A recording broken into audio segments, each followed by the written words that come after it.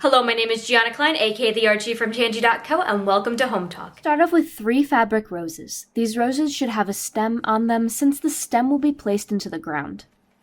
Cut each of the roses with a pair of pliers and leave just about 3 to 4 inches of stem. The metal might be a bit hard to cut through, so go slow. Make sure to save the stems, you can always use them for other projects, especially if they do have leaves, because those are really great for making wreaths or other projects as well. Grab a bowl and pour in 2 cups of Quikrete. It is important to start off with dry materials and then add water. Since this concrete is fast acting, it is best to get your space up and running before you pour in the water to activate it. Prep your area and put down something that will not absorb the concrete when you place the flowers down. Add in a cup of water to your dry mix. Pour it in slowly and do this in a well-ventilated area because some of the powder might start to get into the air and you definitely do not want to breathe that in. After you have the full cup of water in, begin to mix it. You can do this with a gloved hand, and you definitely want to make sure that you are wearing gloves when you're doing this activity. Once everything is fully mixed, swirl one of your roses around. Make sure to get your flower fully covered with the concrete. Use your hands to massage the concrete into the petals along with also separate them. Spread the petals open and help get the concrete dispersed. This rose is ready to be flipped upside down and ready for it to go and set. Spread the petals of your flower out a bit and flip the flower upside down. Let the flower fully dry. It should take just about 20 to 30 minutes, or it might be a little bit different depending on the mix that you're using. Once it is fully dry, slowly remove it from the surface. Go slow since these will be pretty delicate.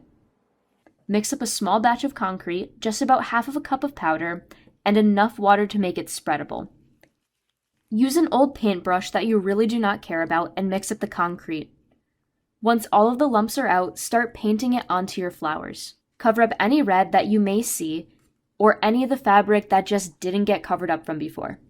Go slow, take your time, the flowers are a bit delicate now. It will take about another 20 to 30 minutes for the concrete to fully set. Once they are dry, begin to paint them. It is best to do this outside. You could use spray paint as the base, or you could use acrylic paint as the base. I chose to use acrylic paint as the base just because I wanted to give it a little bit more of depth. If you choose to use acrylic paint, start off with a base color like red, pink, yellow, or what a typical rose would be colored. Add in a little bit of shadow with a darker color, and follow where the separation of the petals are. Make sure to blend the colors a little bit with a smaller brush. Add a lighter tone to the outside of the petals by lightly brushing it onto the sides.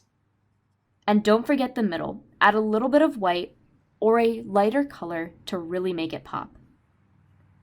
Once your paint is fully dry, use a clear coat. Rest the flower on cardboard and begin to spray. If you pick up the flower at all to spray the inside and other sides, make sure to wear a glove.